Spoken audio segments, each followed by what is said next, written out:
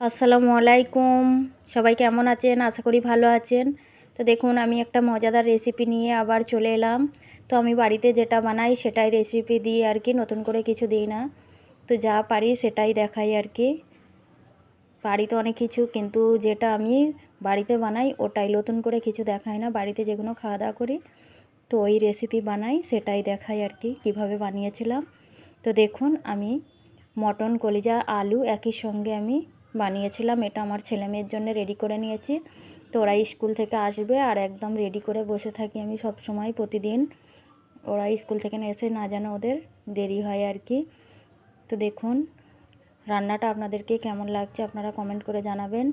আর হচ্ছে, পুরো ভিডিওটা দেখলে আমি কিভাবে এই রেসিপিটা বানিয়েছি আপনারা পুরোটা দেখতে পারবেন। আমি প্রথমে তো বানানোর পুরো একদম কমপ্লিট রেডি যেটা হয়ে গেছে ওটাই দেখাচ্ছি আর কি। তো পরে আমার রেসিপিটা আপনারা দেখতে পাবেন। তো দেখতে থাকবেন, আমার পুরো ভিডিওটা আপনারা দেখলে বুঝতে পারবেন আমি কিভাবে বানিয়েছিলাম। আর ফ্রিজে রাখা ছিল, খুব সহজে কিভাবে আমি রেসিপিটা বানালাম ওটা দেখবেন। আর এখন আমার ছেলে মেয়ে, আপনাদের ভাইজান চলে এসেছে। তো আপনাদের ভাইজান আর আমার ছেলে মেয়ে তিনজন ওরা ওখানে বসে আছে, আর আমি এখানে খাবার রেডি করে নিয়েছি। এবার ওদেরকে খাইয়ে দেবো, তুলে নিলাম দেখুন। আর দেখে কি মনে হচ্ছে কেমন হবে আপনারা বুঝতেই পারছেন। আর এখানে শসা আর পেঁয়াজ, কাঁচা লঙ্কা, পাতিলেবুর রস দিয়ে লবণ মাখিয়ে রেখেছি। তো দেখুন, এবার আমি খাইয়ে দেব। আর আমার ছেলে এক জায়গায় থির হয়ে বসে না, ওকে অনেক জোর করে বসিয়ে আমি খাওয়াই। আর ও খেতে চায় না আর কি, সবসময় ওকে জোর করেই খাওয়ানো হয় সব জিনিসটা। তো আপনারা দেখতে থাকবেন আমার পুরো ভিডিওটা। আর ভাতটা অনেক গরম ছিল, এই কারণে ভালো করে একটু আলু আর ঝোল মাখিয়ে সাইড করে ঠান্ডা করতে দিলাম। আর আগে থেকে রান্না করলে আমরা তিনটেই খাই, ঠান্ডা হয়ে যায়, এই কারণে আমি 12টাই রান্না করি কমপ্লিট একদম। আমার ছেলে মেয়ে খেতেও আসে, আমার রান্নাও কমপ্লিট হয়ে যায়। আর দেখুন, আমার ছেলেকে আমি খাইয়ে দিচ্ছিলাম। আর আমার ছেলে ক্লাসের মধ্যে ভালো পড়ে, সেই কারণে ওকে ওই স্টিকারটা দিয়েছে আর কি স্কুল থেকে।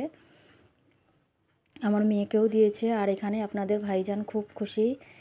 তো উনি বলছে আমার ছেলে অনেক ভালো পড়ে, তাই আমার ছেলে পেয়েছে। তো ছেলে ভালো পড়লে সবাই খুশি হয়। তারপরে আমি রেসিপিতে চলে এলাম দেখুন। তো এখানে তেল দিয়ে দিয়েছিলাম, তার মধ্যে আমি পেঁয়াজ কুচি দিয়ে লাল করে একটু ভেজে নেব দেখুন। দেখুন, এভাবে নাড়াচাড়া করে ভেজে নিলাম, এটা হয়ে গেল ভাজা। তো এর মধ্যে এখন টমেটো কুচি আর কাঁচা লঙ্কা কুচি দিয়ে দিলাম দেখুন। টমেটো আর কাঁচা লঙ্কা কুচি দেওয়ার পরে একটু নাড়াচাড়া করে নিচ্ছিলাম। তো এখন একটু টমেটো আর কাঁচা লঙ্কাটা একটু নাড়াচাড়া করে নিলাম। তো দেখতে থাকবেন, এর মধ্যে এখন আমি মশলাটা দেব। আর ফ্রিজের পুরো জমা মাংসটা এর মধ্যে দিয়ে দেবো, আপনারা দেখতে পাবেন। দেখুন, হলুদ গুঁড়ো দিলাম, আর আমি আমার পরিমাণ মতো দিলাম 2 চামচ হলুদ গুঁড়ো দিলাম। আর লঙ্কার গুঁড়ো দিলাম 1.5 চামচ দেব। তো প্রথমে 1/2 চামচ দিয়েছিলাম, আর এখন 1 চামচ। ধনিয়া গুঁড়ো 1 চামচ, জিরার গুঁড়ো আর গরম মশলার গুঁড়ো দিয়ে দিলাম। লবণ, তো লবণটা একটু বেশি লাগবে, কারণ আমি আলু দিয়ে এটা বানাবো আর কি। তো লবণ দেওয়ার পরে আমি এর মধ্যে আদা রসুনের পেস্ট দিয়ে দিলাম। তো আমি আমার পরিমাণ মতো সব মশলা দিয়ে দিলাম, দিয়ে দেখুন এভাবে নাড়াচাড়া করে নিলাম। আর একটা মজার জিনিস আপনারা দেখতে পাবেন। তো আমি মটন ধুয়ে ফ্রিজে রেখে দিই আর কি। আর বরফ হয়ে যায় তখন, তো আর টাইমও থাকে না জল দিয়ে ভিজিয়ে রাখার। তো আমি ওই বরফ সমেতই আমি কিভাবে রেসিপিটা বানাই আপনারা দেখবেন।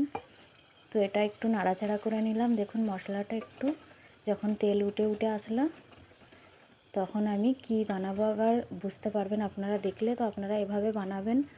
আমার হাতে যখন টাইম থাকে না, আমি সব সময় আমার হাতে টাইম থাকে না, যেভাবে আমি সহজ হয় ওটাই বানাই। তো আপনারা দেখতে থাকবেন। সব মশলাগুলো এভাবে নাড়াচাড়া করে নিয়েছি, নিয়ে এবার দেখুন। তো মটন আর কলিজা আছে, দুটোই আমি একই সঙ্গে ধুয়ে পরিষ্কার করে রেখে দিয়েছিলাম। আর দেখুন দিয়ে দিলাম, দিয়ে একটু নাড়াচাড়া করে দিলাম। আর এটা পুরো আপনারা দেখতে পাচ্ছেন পুরো একদম জমাট বেঁধে গেছে। তো এটা আমি পরিষ্কার করে ধুয়ে রেখে দিয়েছিলাম, তাই আমাকে আর ধুয়ে পরিষ্কার করতে হলো না। তো আমি প্রথমেই ধুয়ে পরিষ্কার করে রেখে দিই, এই কারণেই। কখন জমাট বাঁধা খুলবে তারপরে যে রেসিপি বানাবো, ওটা তো আমার টাইম হয় না, এই কারণে আমি ধুয়ে আগে পরিষ্কার করে রেখে দিই। আর এখন কুকারের মুখ বন্ধ করে দিলাম, দিয়ে 2টি সিটি দিয়ে নেব। তারপর এখানে আমি আলুটা লাল লাল করে ভেজে নিচ্ছিলাম দেখুন। আর এইদিকে দেখুন আমার এখানে সব কটা খুলে গেছে মাংস। এবার দেখুন আর কিভাবে মশলাগুলো কতটা সুন্দরভাবে একে অপরের সঙ্গে মানে লেগে গেছে দেখুন। তো তারপরে আমি এভাবেই নাড়াচাড়া করে আবার একটু গরম মশলা দিয়ে দিলাম। তো গরম মশলাটা আমার বাড়িতে বানানো, আপনারা চাইলে কিনাও দিতে পারেন। দেখুন এভাবে নাড়াচাড়া করে নিলে, আর এভাবেও এখনও খাওয়া যাবে। দারুণ টেস্ট হয়েছিল। আমি তো রান্নার খাওয়ার পরেই ভিডিও ছাড়ি। আর দেখুন তারপরে লাল লাল করে আলু ভেজে রেখেছিলাম, ওটাও দিয়ে দিলাম। আলু ভাজাটা দিয়ে এবার একটু নাড়াচাড়া করে নেব দেখুন। তো এভাবে নাড়াচাড়া করে নিতে হবে। আর আমার প্রেসার কুকারটা একটু ছোট, এটা বড়টাই করলে ভালো হতো, তো বড়টাই সব সময় হয়, এই কারণে আজকে ছোটটাই নিলাম। তো দেখুন এভাবে নাড়াচাড়া করে নিচ্ছিলাম।